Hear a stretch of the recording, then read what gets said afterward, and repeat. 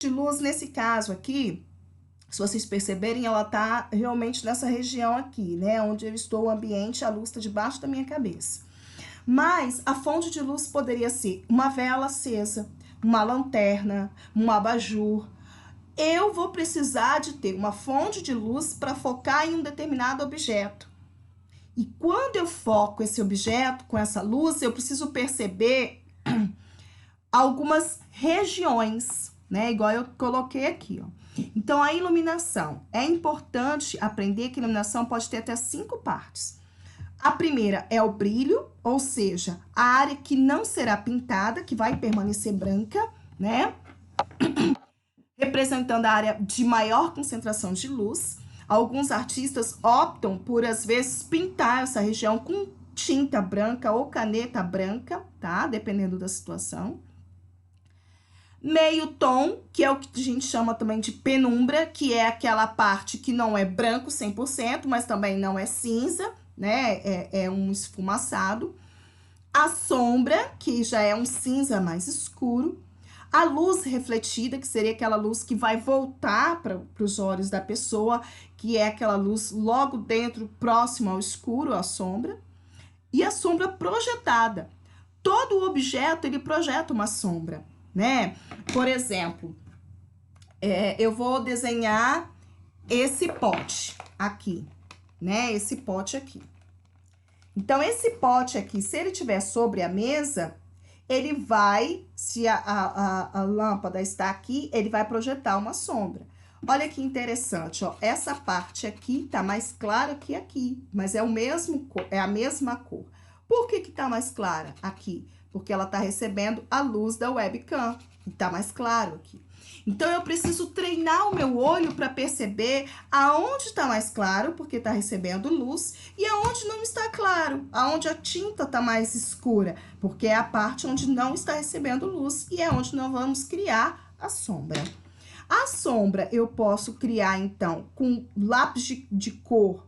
Por exemplo, eu posso pegar vários amarelos, amarelo escuro, amarelo claro, amarelo limão, ou eu posso pegar uma tinta, ao invés de ser um lápis de cor, e fazer a mistura que nós falamos lá atrás e colocar numa prancheta, né, ou numa...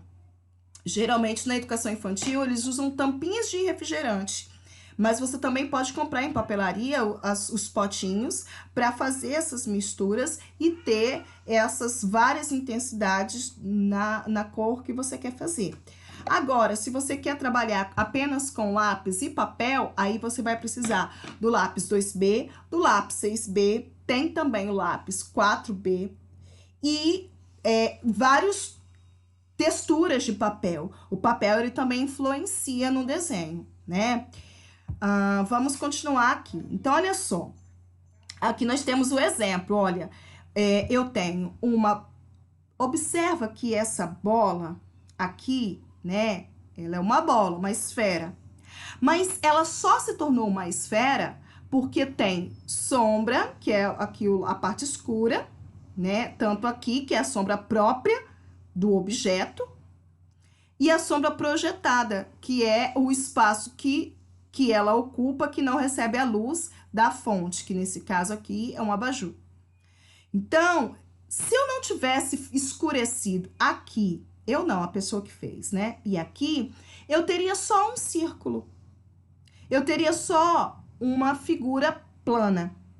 À medida que eu coloco intensidade, sombreamento nisso, eu deixo de ter uma figura plana e passo a ter uma forma geométrica, né? Uma esfera, que é uma figura já em 3D. Observa aqui, eu poderia ter feito só um desenho de um quadrado, mas a partir do momento que eu risco, que eu escureço de preto alguns lados desse quadrado, eu crio profundidades e ele vira um cubo, né? Então, aqui também, observa que aqui é um cilindro que está sendo iluminado de cima para baixo, lembra muito uma forma de papel higiênico, né? A sombra está assim porque ele está sendo iluminado de cima para baixo. Se a fonte de luz estivesse daqui para lá, a sombra não estaria do mesmo jeito. Então, é interessante a gente, às vezes, testar. Tá? Uma prática de ensino que eu sugiro que vocês façam, que é pegar uma vela, seja ela do tamanho que for, e um objeto que você queira desenhar, apaga toda a luz do ambiente, fique só você, a vela e o objeto, e desenhe o objeto. Assim, você consegue treinar bem os seus olhos para perceber aonde está a luz, a sombra própria do objeto, a sombra projetada, e fazer um desenho bem bacana. É bem legal essa prática de ensino. Façam. Sombreamento, pessoal. Como que eu faço um sombreamento? Lembra que eu falei ainda há pouco que eu poderia ter só um círculo, mas esse círculo virou uma esfera? Pois bem, foi uma técnica de sombreamento que fez um círculo se tornar uma esfera. Como isso? Eu vou riscando, né? Vou pegar o papel aí e vou fazer pequenos riscos, né? Desenhando mesmo. Não é pegar aí um objeto redondo, né? Marcar aqui e riscar. Se fosse para fazer isso, nós faríamos ai meu Deus, um compasso. Não é essa a ideia. Na verdade, no desenho você vai traçando risquinhos e vai dando formato e você vai escurecendo. Então aqui primeiro o artista fez esse círculo, né? E foi criando riscos. E aqui ele já cria o fundo, que é a sombra projetada, e ele vai escurecendo aqui dentro desse risco que ele cria, criando a sombra do objeto, até ele escurecer tudo, tá vendo? Que ele já escureceu tudo. E aí ele faz um entremeio entre aonde ele já escureceu tudo e aonde ele só delimitou. Aqui nem tá delimitado. É uma ilusão de ótica que nós temos que tá delimitado, né? Ou às vezes ele fez uma delimitação bem sutil, de modo que aqui fique bastante iluminado. Entre essa área que não foi pintada e essa área que recebeu bastante cor, eu posso fazer o quê? Um esfumato, que é eu pegar o dedo ou a borracha ou ainda algodão e fazer esse movimento circular que eu vou criar esse sombreado aqui, né? Então, o sombreamento, ele vai dar a dimensão 3D e também o volume. Olha aqui, seriam formas geométricas se eu tivesse feito apenas a pirâmide, apenas o círculo, apenas o quadrado inicial aqui, ó. Mas a partir do momento que eu faço, dou ao desenho esses outros riscos e pinto, eu crio profundidade, né? Esse vai deixar de ser um quadrado e passa a ser um cubo, como eu falei anteriormente. E aí, essas formas geométricas, elas vão se tornar sólidos geométricos. Dependendo do desenho que você vê, o sombreado, ele vai dar a impressão de que você tem um objeto real. Existem vários desenhos de volume, assim, que quando eu pego a luz, coloco no lugar estratégico e vou fazendo esse sombreamento de forma perfeita, eu vou criar um volume, né? Esse desenho, ele acaba tendo um volume, ele dá a impressão de que ele é um objeto, de que ele está posicionado sobre uma área branca, de uma mesa branca, né? Então, aqui, pessoal, ó, eu faço os desenhos de 3 dimensões dessa forma, né? A pintura realista, ela é feita desse modo. Observe essa maçã, né? O artista desenhou, né, a maçã, então ele foi ali criando os traços, vai observando aonde, ali com detalhes, né? Aonde que tá a sombra, aonde que tá a iluminação. Então, ele vai fazer ali os risquinhos e depois que ele já fez tudo, aí ele vai começar a pintura dele, né? E vai criando ali o seu desenho, né? Observa aí que eu estou falando e ao mesmo tempo fazendo, para vocês terem aqui uma noção. Então, aqui nesses pequenos segundinhos que eu passei a maçã para vocês, observa que começa assim. Ele vai criar um protótipo assim, e depois que ele cria isso, ele com vários tons do cinza, né? ele vai, então, escurecendo isso daí. Ele vai criando o sombreamento e essa maçã, ela vai ganhando vida. Observa que a luz, ela está sendo refletida aqui, né, com bastante intensidade, aqui, né, é a luz própria voltando aí para o observador, a sombra projetada e a sombra do próprio objeto. Ó, aqui eu tenho uma sombra, né, do próprio objeto, a sombra aqui ao redor dessa luz, a sombra aqui. Então, a luz e a sombra bem posicionado e vários pingos de luz que ele colocou aqui, até mesmo com uma caneta branca, vai dar o realismo nesse desenho. E essa maçã parece ser uma foto preto e branco, né? Olha essa imagem da Dona Florinda. É um desenho, né, de luz e sombra, mas que parece uma foto preto e branco. É possível perceber a expressão, as rugas do rosto dela, porque o artista tem esse olhar bem certeiro para fazer aí esses vários sombreamentos no desenho, né?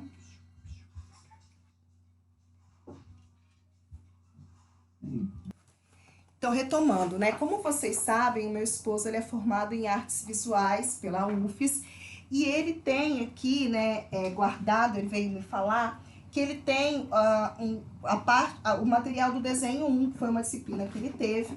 Então, isso que eu estou explicando para vocês, eles tiveram lá um estudo mais profundo, porque ele fez faculdade de arte, não é o caso de vocês. Mas eles, olha só, ele fez as linhas, os vários tons, né? As linhas servem para quê? Para você criar os quadrinhos, as quadradas ou os quadrados, que você vai criar os diversos tons de cinza, né? Para você ver os vários tons que você pode utilizar no desenho para criar esse efeito. Então, eu tenho aqui, ó, o lápis 6B, o lápis 2B, tá? E o 2B, observa que esse é diferente desse. Aqui nós temos também um tipo de sombreamento, que eu vou falar daqui a pouco, que são as rachuras, que é ele na diagonal, ou ele em formato de xadrez, né? Ou as rachuras em forma de círculos, mas geralmente são em formas de riscos, tá? As rachuras. Aqui, então, através da mão, ele foi treinando, então, a sombra da própria mão e a forma dos risquinhos, né, da mão. A sombra projetada, tá vendo?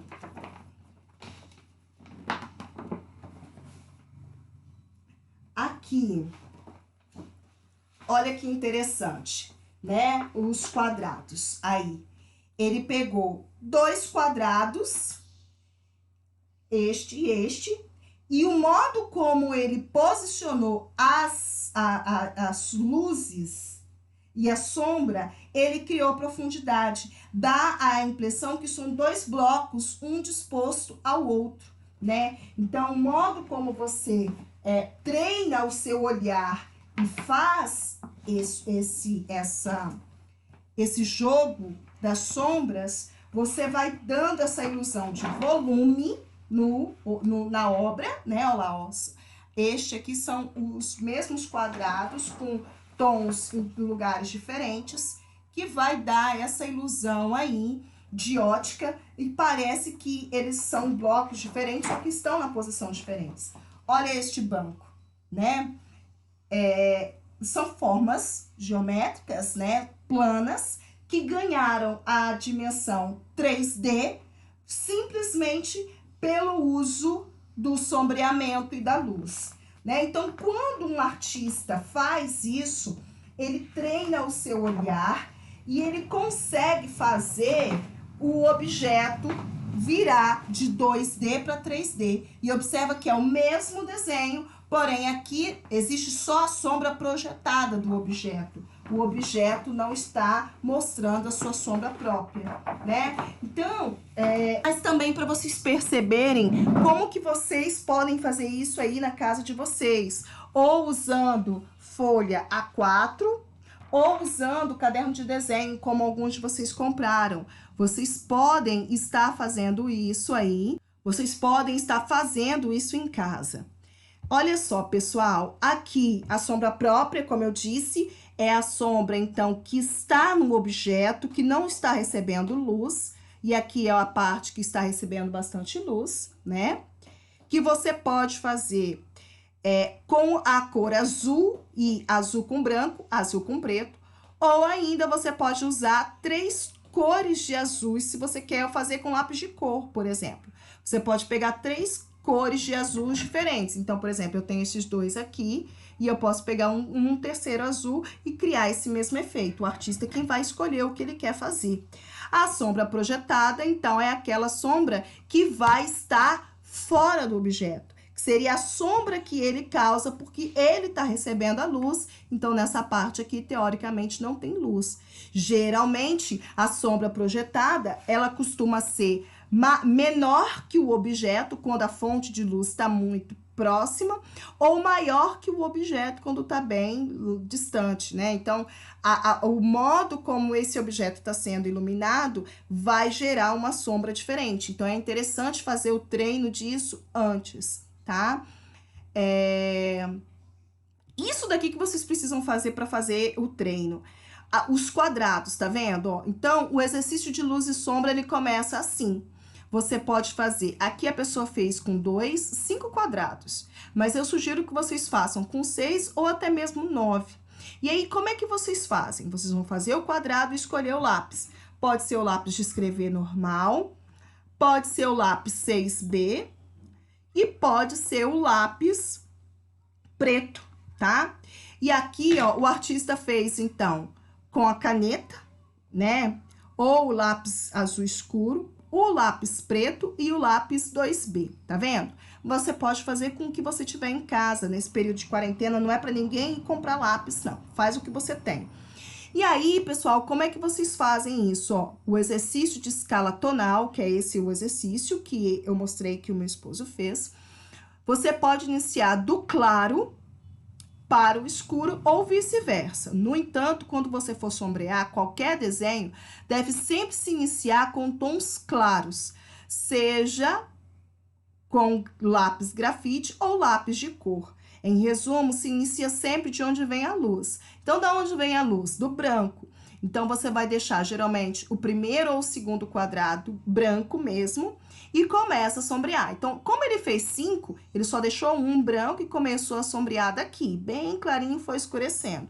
Quando você faz 9, você pode deixar até 2 quadrados brancos. Dessa forma, você consegue perceber os tons que você obtém, as intensidades que você obtém em cada cor de lápis e vai conseguir, então, criar a sua obra depois, né? Então, olha aqui, os discos, né? O círculo que virou esferas, utilizando, então, essa técnica aí da escala tonal, né? Observem aqui o que foi feito posteriormente, né? Ó, indicação da direção da luz. Então, se a lâmpada tá aqui, óbvio que toda essa parte próximo aqui vai ter que estar bem clara, né? Quando você vai fazer um curso de pintura em tela ou em tecido, os seus olhos são treinados para você perceber aonde está a sombra e aonde está a luz e os objetos que estão em segundo plano. A gente sempre pinta o que está em segundo plano para deixar os de primeiro plano por último, né? E aqui também. Para exercitar, então, eu sugiro que vocês façam isso, né? Para essas quadradas, para fazer essa escala tonal. E aí, para vocês fazerem, vocês vão precisar de uma fonte de luz. Sugiro uma vela ou um abajur, tá? Não só a luz do ambiente. E vão observar no objeto aonde está a sombra própria dele, a sombra projetada, e aonde está o foco de luz. E aí, para te ajudar, existem essas perguntas, ó. Onde estão os valores de luz? Olhe para as áreas mais claras do seu objeto e demarque ao redor delas, né? Onde estão os valores escuros? Então, aonde está o valor escuro é aonde você vai colocar a sua intensidade maior. Onde está a sombra projetada? A sombra do objeto e a sombra projetada. Então, diante da onde está o seu objeto, por exemplo, eu quero fazer isso aqui. Então, se a lâmpada está aqui, essa parte aqui vai ter que estar mais clara da de cá.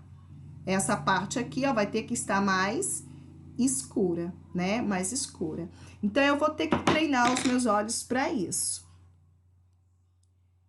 E aqui eu falei da rachura, né, que eu iria comentar. Essa é a rachura, aqueles desenhos japoneses, né, eles costumam fazer bastante as rachuras, que são desenhos que usa bastante os risquinhos.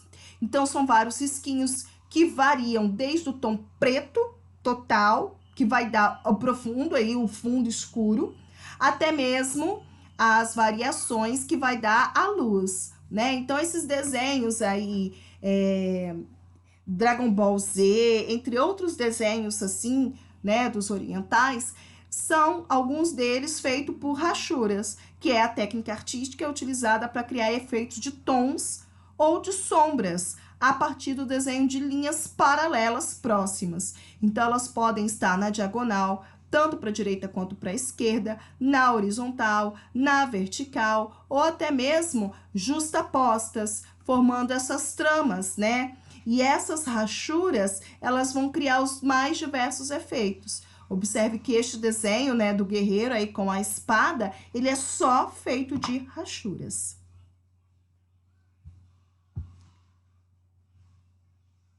E aí, o artista que é conhecido, né, um dos 10 artistas mais conhecidos no mundo sobre a luz e a sombra é o Paul Shanghai, é um artista chinês, olha ele aí, né? Passa horas aperfeiçoando suas obras, nas quais ele cria um movimento e a aparência de materiais líquidos em suas telas.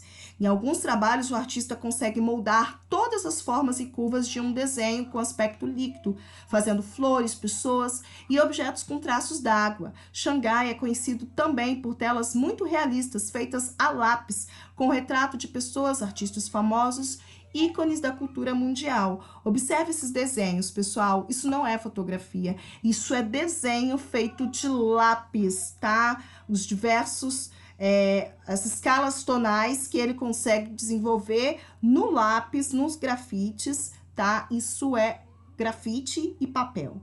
E você olha, principalmente esse, né, aqui do tom da água, dá a impressão de que a modelo tirou uma foto preto e branco, mas não é. Esse aqui, o cabelo entrega um pouco que é um desenho, né? Mas esse aqui é perfeito.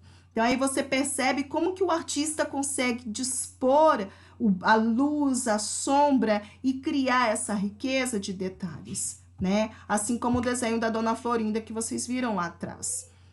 E aí, na nossa próxima videoaula, eu vou falar dos fundamentos da linguagem visual, que é o ponto, a linha e a forma. Tá? Fiquem com Deus, tenham um grande beijo aí no coração de vocês e até mais. Tchau, tchau. Ah, e não deixe de clicar no meu canal lá, né? Acessar a Joana Lúcia Alexandre de Freitas, se inscrever e clicar no sininho, que a cada vídeo novo vocês vão ser avisados para estarem acompanhando essas videoaulas, tá bom? Dá um like, ajuda a gente, tá? Beijinhos. Agora sim, tchau, tchau.